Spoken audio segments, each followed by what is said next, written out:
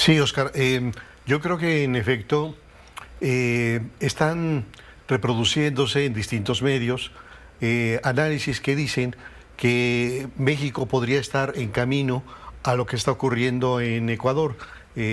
Estos hechos de los días pasados, en donde estallan coches bomba, donde hay trifulcas en los centros penitenciarios, en lo cual hay secuestro de policías, etcétera. Y yo diría por el contrario que lo que está ocurriendo en Ecuador es una réplica de lo que ha ocurrido en nuestro país.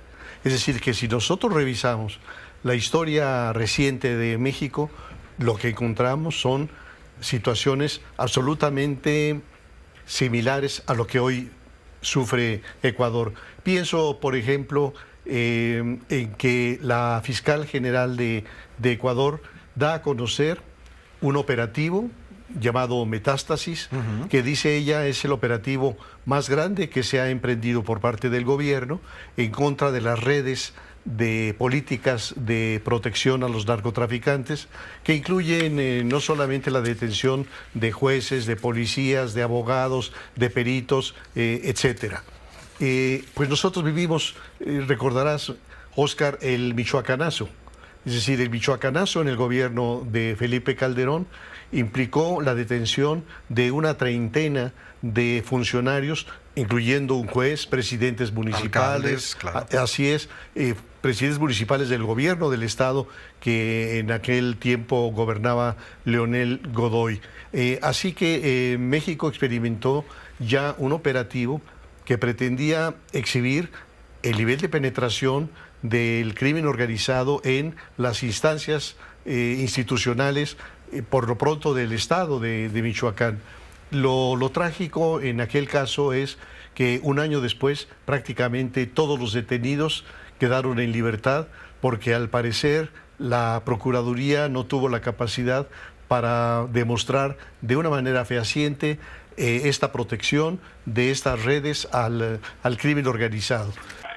Lo que Integrela Consultores detecta es que en este año de elecciones claramente los principales riesgos políticos del país tienen que ver con eso. Yo te diría que en este momento hay dos escenarios principales. Uno es que gane la candidata oficial Claudia Sheinbaum con una amplia mayoría en el Congreso y en cuyo caso ya sabemos lo que pasaría. El presidente López Obrador modificaría la Constitución para elegir por voto popular a los ministros, es decir, los ministros acabarían siendo una suerte de diputados judiciales. Dos, seguramente eliminaría algunos órganos autónomos como el Instituto de Transparencia o la Comisión de Competencia Económica. Y el INE seguramente dejaría de ser lo que es hoy y pasaría a ser otro tipo de institución menos independiente y menos autónoma. Eso significaría en los hechos más concentración de poder, más fuerza para el presidente o presidenta que gobierne México en los próximos años. Y yo creo que si la democracia es un mecanismo para controlar el ejercicio del poder, que esto pasara, me parece que sería una muy mala noticia para las empresas, para las personas, para las familias, para los inversionistas. Eh, este es, digamos, lo que derivaría.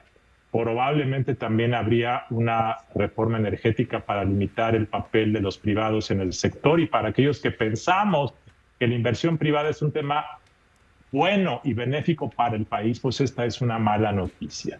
Entonces, yo tengo la impresión de que ese es el primer paquete de riesgos políticos para el próximo año. El segundo tiene que ver con el crimen organizado.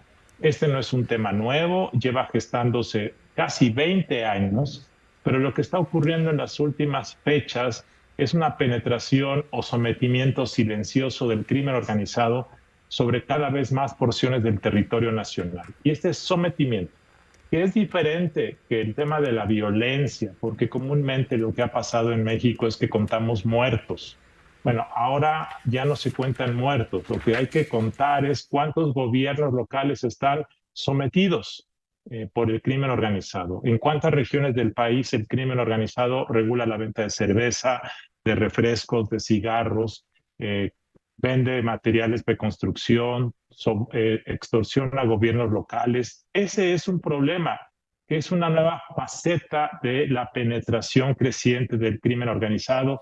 Y como este año hay elecciones en todo el país, es muy probable que el rol del crimen organizado para definir quién gana, quién pierde, a quién ayuda, a quién moviliza, a quién bloquea, lo veremos. Además de que veremos desafortunadamente muchas ejecuciones de candidatos y políticos. El tercer paquete de riesgos tiene que ver con el tema de la militarización, que es un tema que empezó hace algunos años, pero el nuevo gobierno, gane quien gane, va a heredar un estilo de hacer las cosas.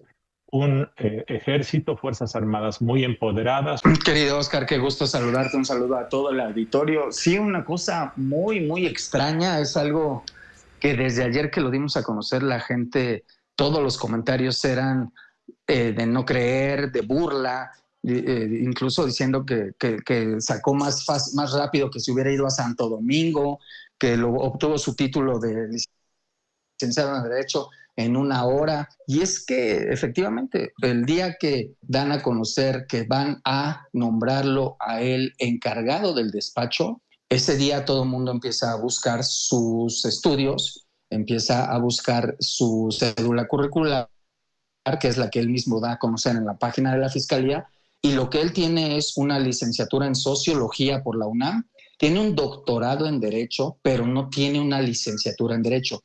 Y de acuerdo con lo establecido en la ley de la Fiscalía de Justicia, para ser encargado o titular de la Fiscalía tienes que tener una licenciatura en Derecho y tener al menos 5 años de experiencia como abogado. Es decir, tienes que saber de lo que estás trabajando, de lo que estás haciendo, porque al final todos ahí son abogados, todos se dedican a litigar. Entonces, para que alguien los dirija, pues tiene que ser alguien que al menos sepa de esta situación. Claro. Se da a conocer que lo nombran y de inmediato salen sus estudios, pero en los estudios no aparece que tenga la licenciatura en Derecho, sino solo la de Sociología. Y el día de ayer se me ocurre meterme a el Registro Nacional de Profesiones y resulta que ya encuentro lo que no encontré 2 días antes, que sí ya era licenciado en Derecho.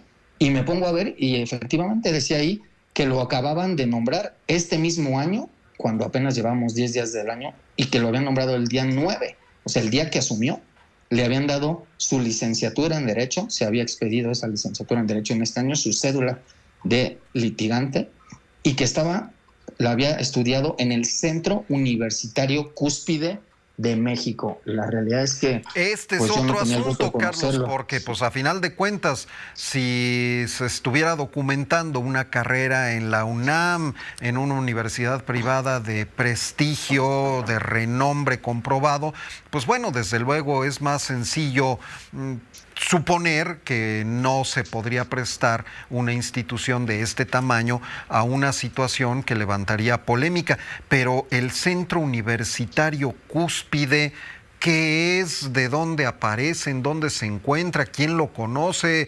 ¿Qué sabes tú, Carlos? Sí, tienes toda la razón. Mira, ha habido procuradores que salieron de la Escuela Libre de Derecho, que salieron de la UNAM, y de pronto este instituto yo no lo conocía, lo puse ayer mismo en Google y aparece que es una escuela que está en Iztapalapa y de acuerdo con los registros incluso sería el propietario una persona que trabajó con Ulises Lara en algún momento en el gobierno de la ciudad, y lo que incluso el colegio tiene lonas pegadas en la pared para que se dé cuenta la gente que ahí es un colegio, y hasta dice ahí que cuesta 1,700 pesos la colegiatura. Entonces te imaginarás toda la lluvia de críticas que han caído sobre esta licenciatura en Derecho que obtuvo, todo el mundo lo dice de manera express. Y sin embargo, Oscar, lo que te puedo decir es que por la noche la Fiscalía emitió un comunicado en el que ellos, según lo que ellos aseguran, como él no es el fiscal, sino el encargado de la Fiscalía, él no tiene que ser licenciado en Derecho. Según ellos dicen que no es necesario tener la licenciatura.